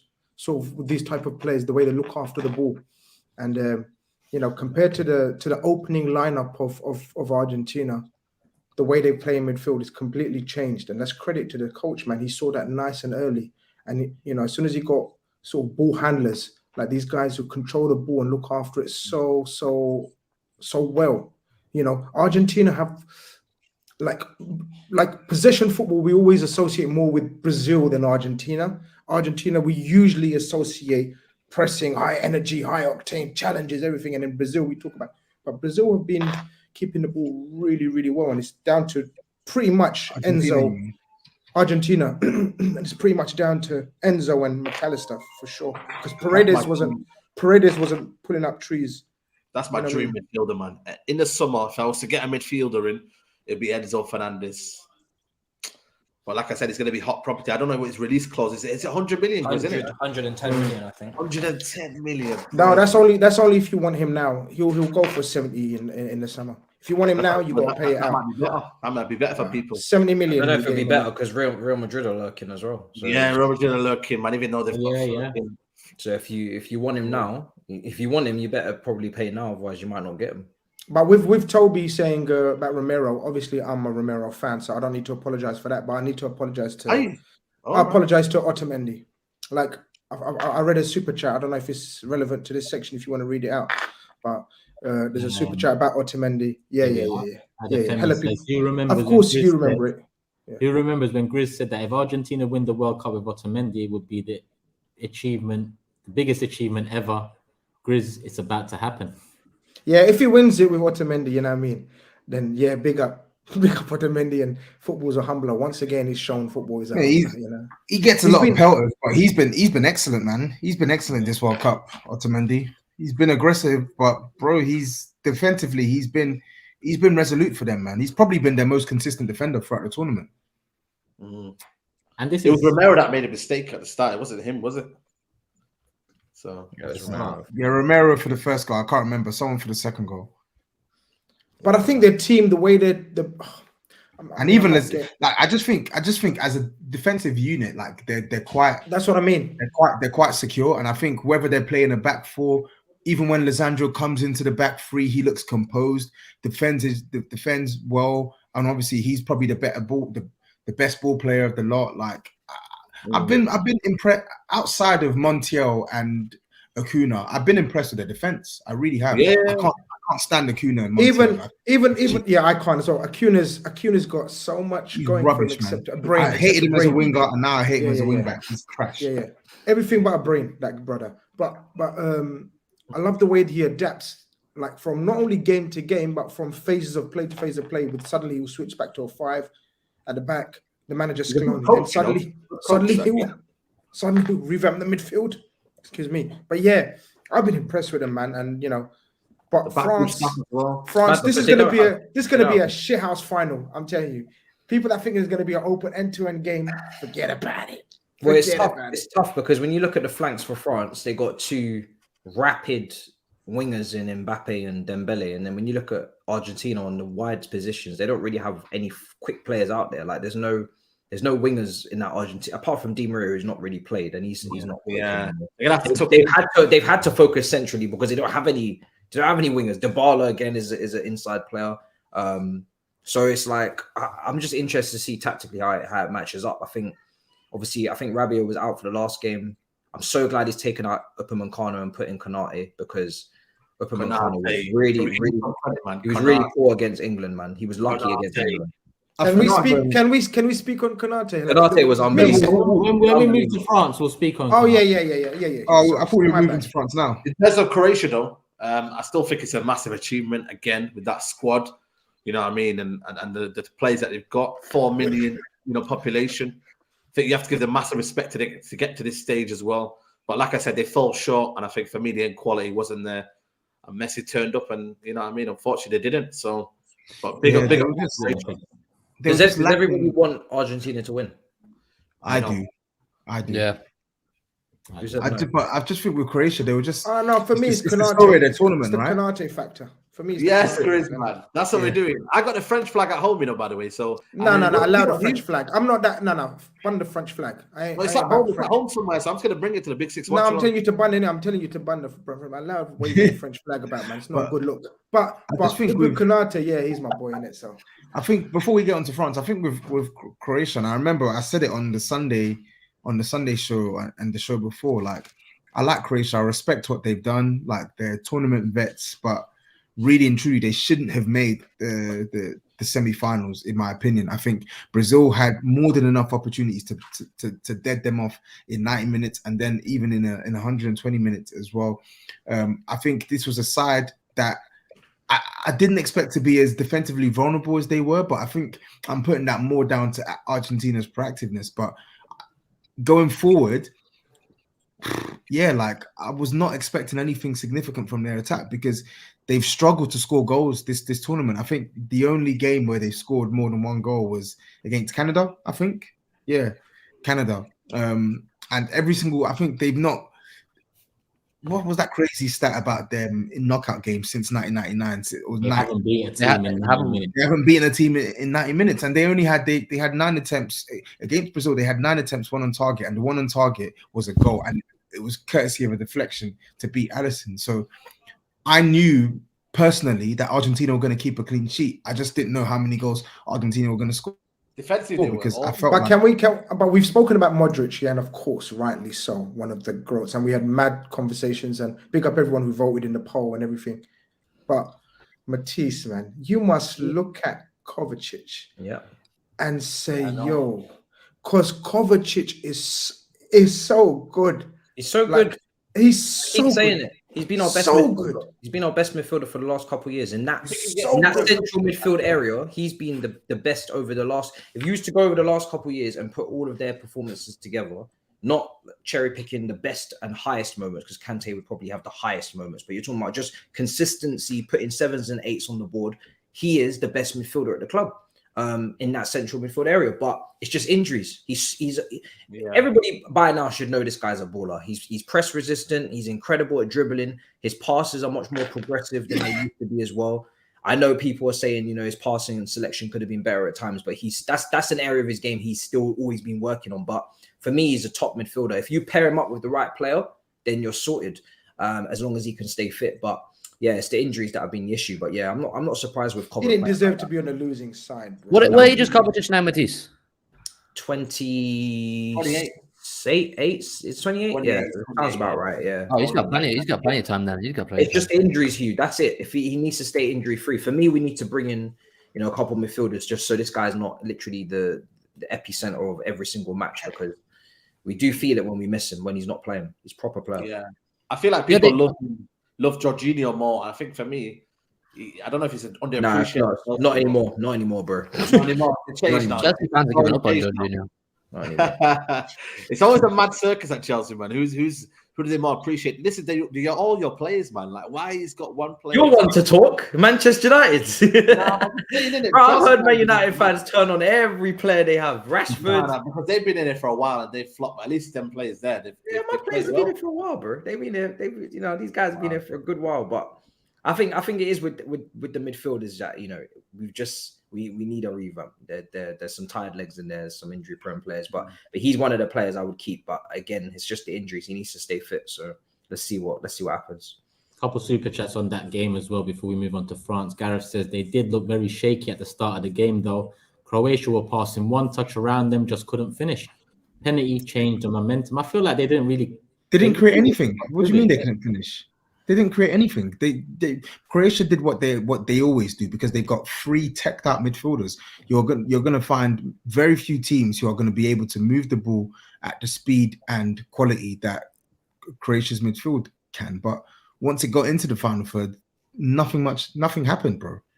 Yeah, I think a lot of that's to do with the fact that they don't have that sort of focal point up top. They don't have that out and out striker that they can look to. You know, in a situation where you are trying to crawl yourself back into a game, you don't have someone that you can go back to route one football, lump it up to a big man up top, and hope it, you know, he can control the ball and make something happen from there. I think that's what ultimately let them down. They didn't have a focal point up top, because there's no denying that they have the core of a great team. We saw so many of their players step up in this competition. Why always me says Otamendi plays for Benfica, who have not lost a game with PSG in their group. Big up Messi. We being Croatia were naive and harmless. Shame Kovacic was our best player. He was good. I didn't get the criticism that I saw from Twitter. Like, I think with a player like Kovacic, when he's that good at the second phase, at the second phase in the game of football, you want him to almost do more in the final third, the third phase, which isn't his strong point, but he was really good. Like, defensively, he was winning the ball back off Argentina, and offensively, once he picked up the ball, he's ghosting past 2-3 players. Like, you couldn't really get him off the ball. Like, I thought him and Modric, even though Croatia were 2-0 down, I thought him and Modric were really good in the first half. Joy to watch. Yeah. Cool. I still got some super chats, but I'm going to save these for the end of the show, because they're not necessarily on a particular subject we've talked about, but more question based and so on. On to France-Morocco. France 2, Morocco 0.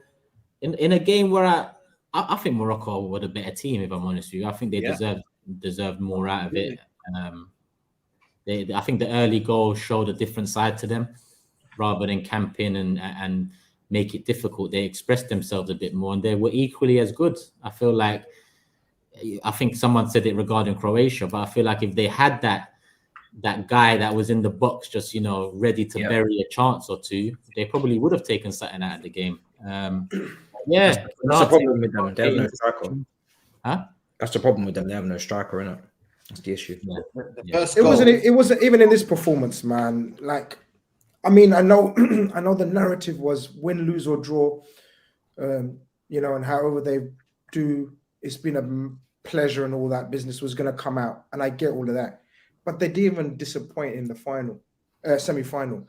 It was not even one of those ones. Yeah, we knew they're going to get thrashed. They didn't get thrashed. Even during the gameplay, they were absolute warriors. And when you're listening, and we've discussed about the Argentina back four. We've discussed about how France, making one change here and there. That's it. Majority of great defenses have to be able to play the same, like consistent lineup. And these guys have been stripped off their best players. We knew that Aguard wasn't going to make the thing, but apparently he was in the lineup and then pulled out a train in a warm-up. And then Roman Saiz was a risk. We knew that as well.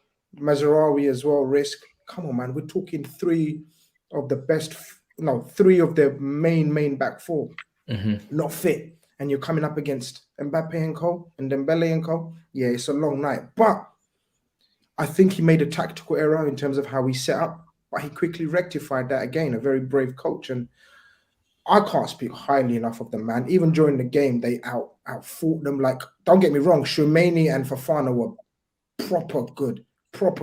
But these guys matched up to them. And again, some of their players stood out and have done no harm in their career profiling, man. These guys, a lot of them are ready for big moves. And that's good to see from a small, like a small footballing nation, I should say. People come for me and say Morocco's not a small nation. But you know what I mean? They've done glorious things in this World Cup. So I'll big up Morocco every single time, in my opinion. I was surprised to see two of their players played for Angers, the bottom team in League. Oh, I was like, what? Yeah, Unahi, yeah, Unahi and Bro, African Musiala right there. I'm telling you, man, he was so good. Like, he plays exactly stylistically to Musiala, getting the ball from deep positions, languidling style, beating players at will. He don't look much, but he's strong on the ball. The way he progresses with the ball as well. Bro, Unahi was the one for me. And you know what? Apparently he's going to Leicester. I was a bit surprised. Wow. So good. Someone needs to pick him up. He's cold. Yeah. It's not even a risk, is it, Tobes? Like, there's no risk. I don't think it is a risk because he's so like, for someone who's so nimble. I don't know where GRIZZ has gone. Oh, where's everyone gone? What the fuck's going on? Right, what's going on, man? We're previewing the Manchester Derby already, are we? Are they legit in the house or something? What's going on, man? Are these not using the same Wi-Fi or something? Bro, what the hell just happened? Why did everybody just get kicked out? So it's THUGGERY lurking in the background. What's going on? What's going on? Bro, I don't even know what happened there. That was StreamYard moving mad. But I think that's StreamYard. That has to be it. It has to be StreamYard, man. Yeah, there's no way that's us. Like, I think with that Unahi kid, for someone who's so nimble, like he can ride challenges. Like, you try and get the ball off him, he'll ride your challenge. He can keep the ball. He's got great feet. He can let off shots at goal. He can carry the ball forward. Like, he looks like he's got everything it takes to be a good number 8 in the Premier League. I think he can definitely play in this league. I'll take him at United, me. But like I said, you know what it is for me? The first goal, thingy, what's his name? Saiz was injured, man. I think, that must have played a part in the kind of tap at the back. Yeah. And I think ultimately, they should just be proud, man, of the journey and what they've gone through. Like Sophie and Amrabat, bro. Listen, someone that challenge on Mbappe, yeah. Bro, I still don't understand it. I've watched that video so many times, and the way he comes and bro, it's crazy. And that tackle was clean. Someone has to pick him up as well in January or the summer at latest. His price tag would have went up. So for me, big up to Morocco, man. You know what I'm saying? I hope they win the third place playoff. Not playoff, but the third place match. I think they will win it personally, but because they played each other in the group stage and Croatia couldn't break them down. But I think with France, what worries me for Sunday with France is not for the first time, not for the second time. France have been second best for large parts of the game, and they still win the game, and they still create enough chances to win the game as well. That's what's worrying me on Sunday, because we saw it in the last World Cup against Belgium, against Brazil. Sorry, not Brazil. Against Belgium, Uruguay. Like, France with Deschamps, like, he will happily stink the game out and make them very, very difficult to break down, and he will just kill you on the counter attack. And that's what's concerning me with Sunday. I look at the players that they have, and they can really do some damage. Outside of Giroud, they can do some damage in transition. I think Giroud will be there for the physical presence once they're actually in the opposition half. But I think in transition, that threat with Mbappe, it's going to be very, very techy for Argentina to deal with that, man. Like everything with Argentina has been in front of them, so the defenders can see what's coming. With Mbappe, when you're pressing so high and you want to be proactive, that threat in behind is peak, bro. It's very, very peak. But the way Morocco kind of exposed France's left-hand side, I'm looking for Argentina to do the same. Hernandez, I'm looking for Messi to maybe hug that touchline a bit more like the old Messi, and then have the right back. The right back's done well in overlapping already this tournament. I'm straight up saying, if Upamecano was playing instead of Konate, they would have conceded. Like, did you guys like? 100%. I don't even want to speak of Konate. Was a one-man wall, you know. Excellent. I'm sorry. No, I think come on, man. Varane was in there as well, man. Varane played well. Varane was really good. Played well, man. Listen, And you I can think, give Okay, I think even Jules Koundé. No, I hear that. defensively. I hear that. As well. So Varane is a veteran who's won Champions Leagues, who's experienced player, has been here, seen it, done it all. Konate was third or fourth choice coming into this World Cup. A lot of question marks. A lot of question marks. People talking about other players, Saliba hype, this hype, Upamecano, Koundé, this guy. This guy was phenomenal. The two games he stepped into cold. He's stepping into a World Cup semi-final cold. And you know what? I can't speak highly enough of this kid, man. And he's a kid. I know he looks like a man, but he's still a kid, especially in terms of centre-backs. The way he's read the game, his recovery pace, he doesn't dive in reckless like Upamecano, give penalties away, or even question for referees to decisions for referees to make. Do you remember we were discussing Upamecano's challenge on Kane and other decision making? Bro, man, he's a sick, solid centre back, and I'm so happy that he's a Liverpool player. He's cold, man. Konate he's a one man machine, man. Like he carbon copy of that performance. We saw it a couple of weeks back when you guys played us at our ground. Like he's someone who's very comfortable defending in isolation, defending in a low block, defending tricky customers. I think he's excellent, man. I think he's a really top centre back. What about Griezmann, man? We're not speaking about Griezmann. We have to speak about Griezmann. You mean Griezmann Kante? Yeah. That's what you have to call him, because this guy is literally. I'm not surprised with the final third play and the transitions, but this guy is, every time the ball came into the box, it was him clearing it away, him intercepting it. He was basically playing as a DM at times for that France team, helping out Tchouaméni. I was so impressed with the engine on him. It's just nuts, and you're seeing so many players now. They're taking advantage of this right side 8 position where they, your Kevin De Bruyne's, Griezmann, Bruno Fernandes for Portugal. But this guy was just ridiculous, man. I think behind Messi, for me, player of the tournament, just behind Messi. I think Messi will win it, because obviously the goals, the assists, the amount this Argentina rely upon him. But Griezmann, I think, is a solid second, because he's just been unbelievable. You always know Griezmann's a top player, and he's had his, downs, and the Barcelona move didn't really work out. But I didn't see this coming in terms of it must be Diego Simeone. We all crucify Diego Simeone, but you got to give him his credit for turning Griezmann into a workhorse, because Griezmann's defending, and he must have learned that from Diego. So even Tchouaméni's had a top tournament as well.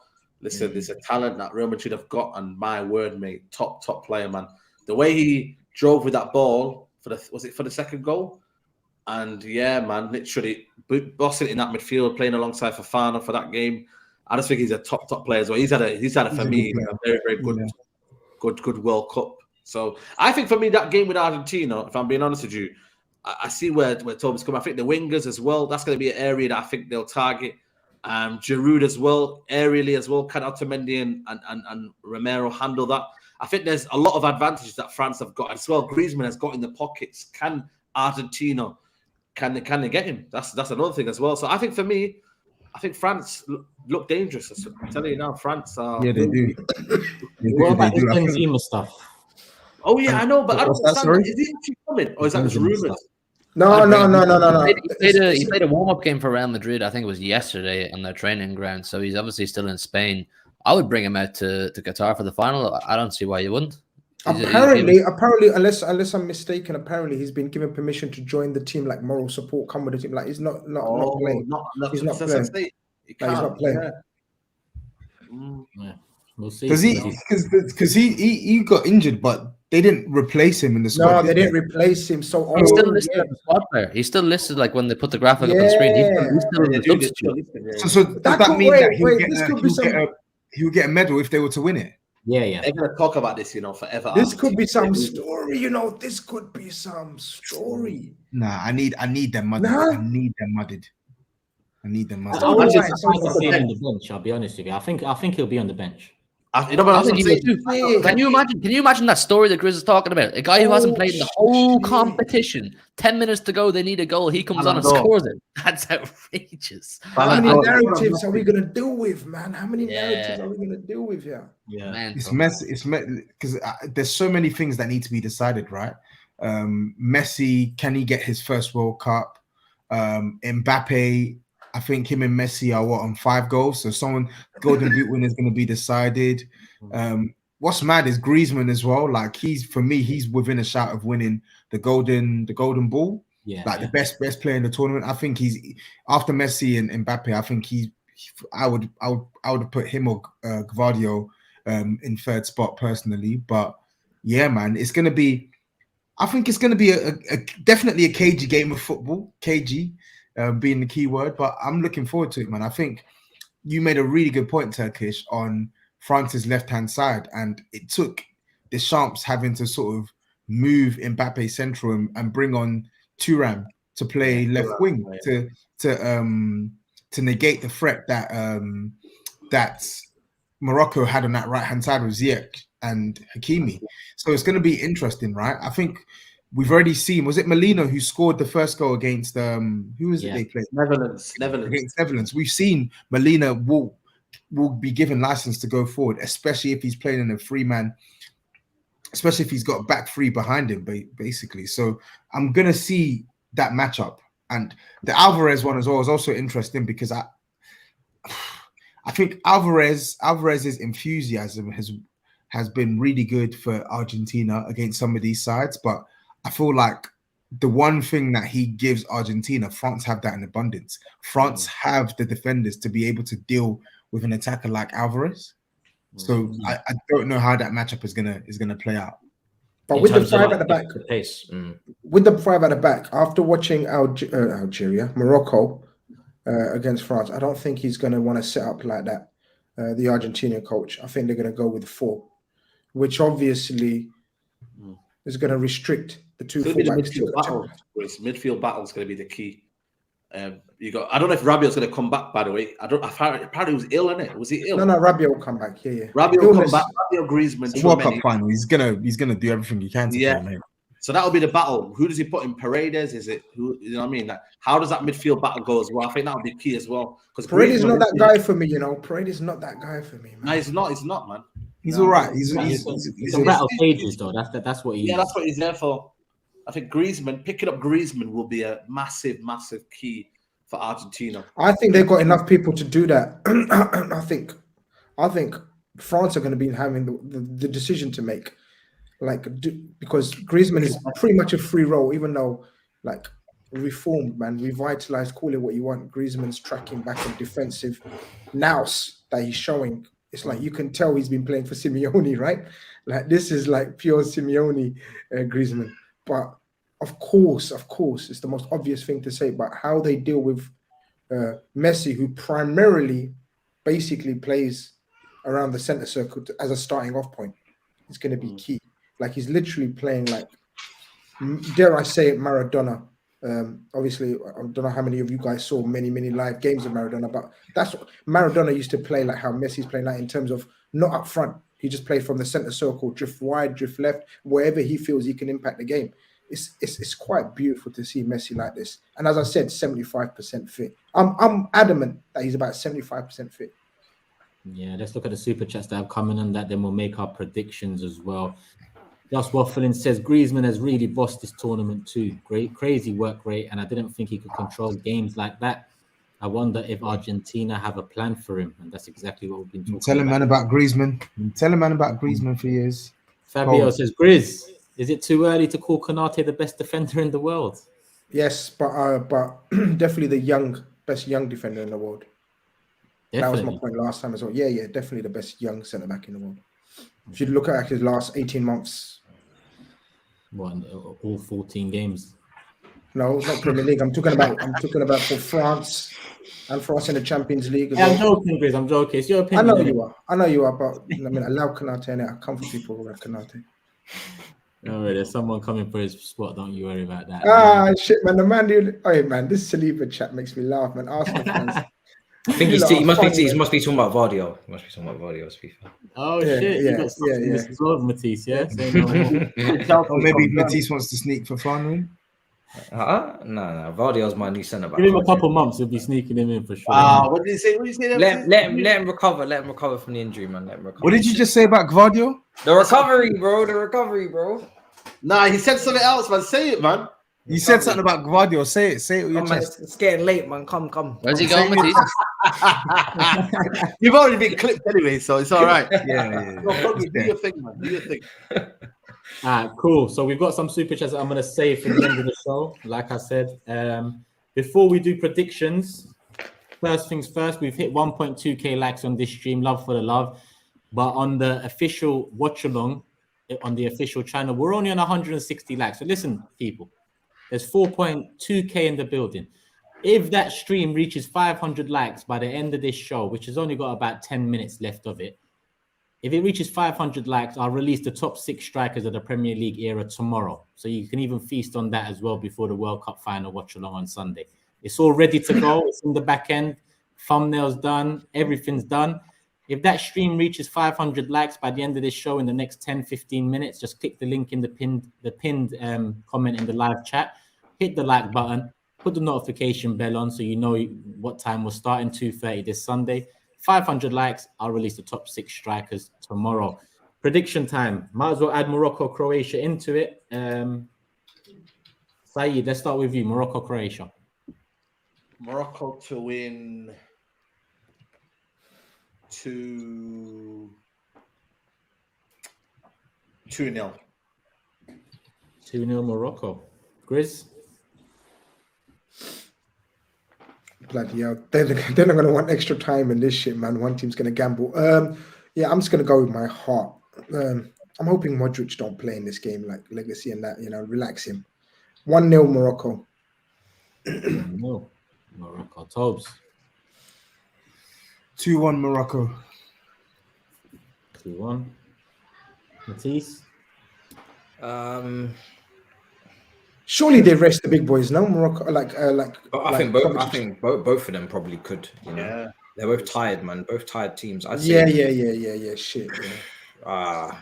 Too late now. You can't change the prediction. I wouldn't be surprised if this is 0-0.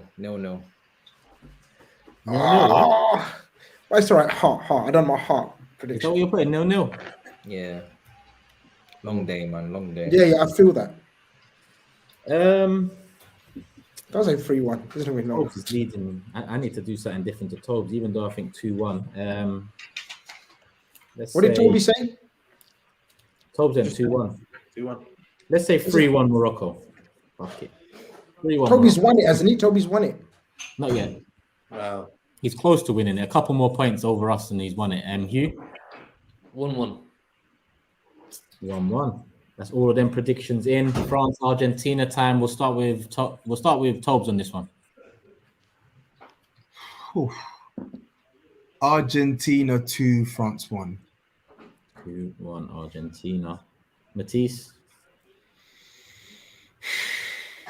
I might have to go against my sweepstake. I'm gonna go. Yeah. I'm gonna go 2-2. Run it. 2. I'm going 3-1 Argentina. Hugh? Wow, 3-1. 2-1 Argentina. 2-1. SAEED? I'm gonna go with 1-1. 1-1. What does the winner of the prediction league get? £250. Oh, really? I thought it was the sweepstakes. Nah, It's both. It's both. Oh, mad. Okay, better- shit. Yeah, it's I need to put this in the bag. I'm gonna use that on some new. On the new tip last on my prediction show, man's like, oh, Oh yeah. oh yeah. Shit, boy. I should have said nothing, but we're doing it for fun. But here we are. Grizz. 1-1, you know, 1-1. I think it's nailed on 1-1. Bruh, 3 draws predicted, 3 Argentina wins predicted. In terms of the sweepstake, obviously Matisse has still got France and Grizz have got Argentina. So The big dogs, the big dogs. Big dogs, man. they're still in with a chance. This is the time for me to bring up the prediction table. Here's the table before the semi-finals, and here's the table after the semi-finals. Oh my I'm God. not involved. I'm not involved. Good luck out there, everyone. For the listeners on audio platforms, Spotify, Apple, all of that, TOBS is still top, 42 points.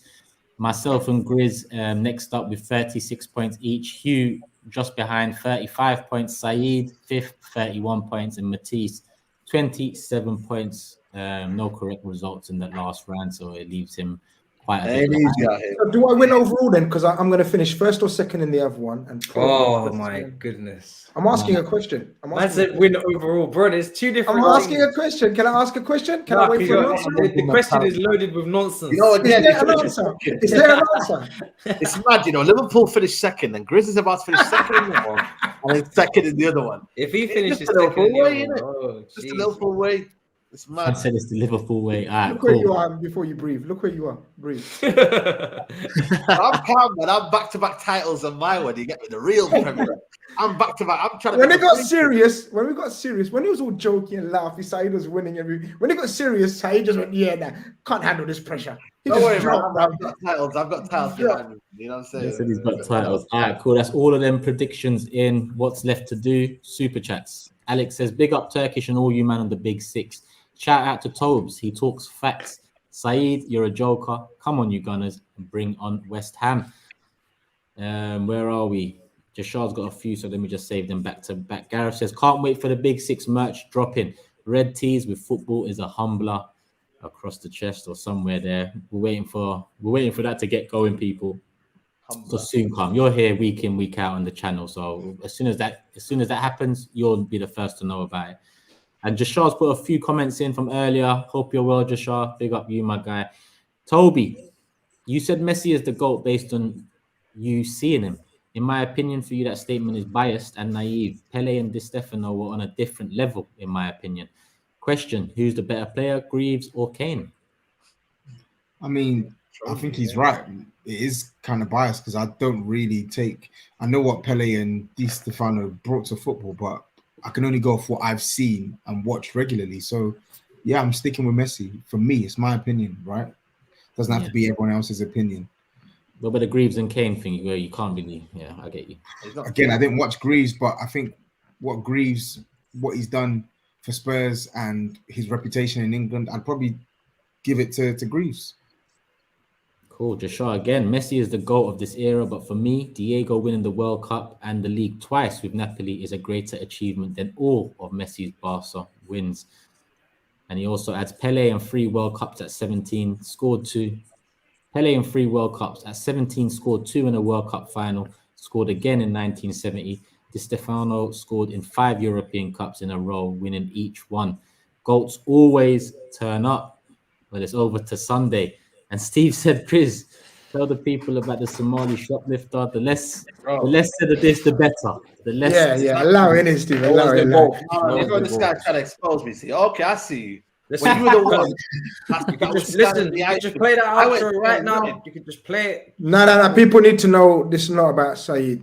Like, you know what I mean? People start. Exactly. It's another story, but Steve, allow it in, Steve. You know, Steve. You know.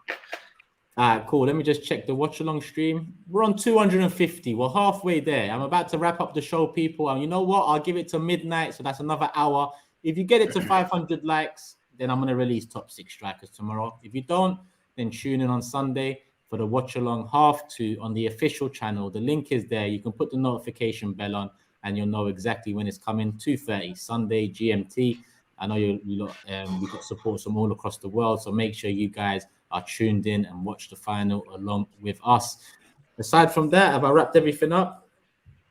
Yeah, predictions done, sweepstake done, main thing done, show done, people. Make sure you hit the like button on the way out. Like I said, we're not here. We're on the official channel Sunday for the watch along for the World Cup final. And yeah, we'll keep it moving from there. If we hit 500 likes, you'll get another vid from us tomorrow, top 6 strikers on the official channel. Make sure you're subscribed over there too. Big up everyone that's subscribed in the last couple of days. We've just passed 17K on the official channel. So love for the love. Let's try and hit 20 real soon and continue building that channel over there. I'm about to play TOBS on my channel. So make sure you lock in. We're about to go live. This humbling. This humbling is coming for TOBS. You see what happened on Instagram Live in Canary Wharf? Listen, we won't Canary Wharf, man. We won't speak on it, man. We won't speak on it. What was the score of the first game you played against me in Canary Wharf? Football's a humbler. Canary Wharf. What was the score? You were 3-0 down in 45 minutes. 11 Why did you PM. mention that? Me versus TOBS. Fuad is commentating, so there's no bias in the hosting. Do you know what I'm saying? I'm looking forward to it. You got commentating, yeah? Yeah, it's a long day. It's a long day for TOBS now. It's a long day. You know what to do, people. From here, go straight over to Matisse's channel. FIFA, Matisse versus TOBS. Fuad commentating. It should be a lively one. So make sure you show some love over there too. We're going to call it a day here. Like I said, another video might come out on the official channel tomorrow to wrap up the top 6 Premier League series. If it doesn't, then tune in on Sunday for the watch along. We're back here Monday night to review the World Cup, team of the tournament, all of that stuff. And then we're back next Friday for the next game in the Premier. Watch along hype first, though, bro. I'm excited. Watch along hype. This is gonna be sick. Listen, 3.7K voted in the chat, so I'm expecting to see good numbers on Sunday, people. We haven't even hit 500 likes on the video. We're on 275. So listen, people. And you know what? I think we're a bit split in it. Like, always, like I'm France. SAEED's France. I'm Argentina. No. Well, why are you France if you have Argentina and Sweden? Yeah, I don't know. Konate, innit? My boy Konate is there. That's it, man. It changes everything for me, man. I love Konate, man. You guys already know. Reverse psychology, innit? No. Come on, Konate. Come on. My boy. Right, who's France here? Who's France? Me, I'm France, innit? Like, I'm not Team France. I'm Ibu. I'm Team Ibu. So your team France. So you're the only one. I'm Team Ibu. No, I thought you. Now SAEED's France as well. Now for me, I'm split. I'm split because I want this. Varane, man. Team Varane, man. You're Team Varane. You're Team Varane. Come on. I'm Team Butcher as well, man. So I'm not ready. Butcher ain't playing, man. Butcher's I had 36 don't worry, minutes man. and Don't worry, man. Team Butcher. You know what I mean? There might be a late surprise, man. You never know, man. Late surprise. I'm the only one, you know. I'm the only one in France. You look all right. Okay. I'm not a France supporter. Before people start, I'm not a France supporter. I'm an Ibu supporter. Yeah, well, it is what it is. Messi needs to take that one home for his legacy. But we'll see what happens Sunday, people. Make sure you're tuned in with us Sunday, 2:30 p.m. official channel. Love for the love. We're out. See you again soon. Peace. This show is sponsored by Manscaped, the leaders in below the waist grooming. Listen up, nerds. If you don't want to be virgins and don't have your balls looking like gremlins, use the code TB620, manscaped.com.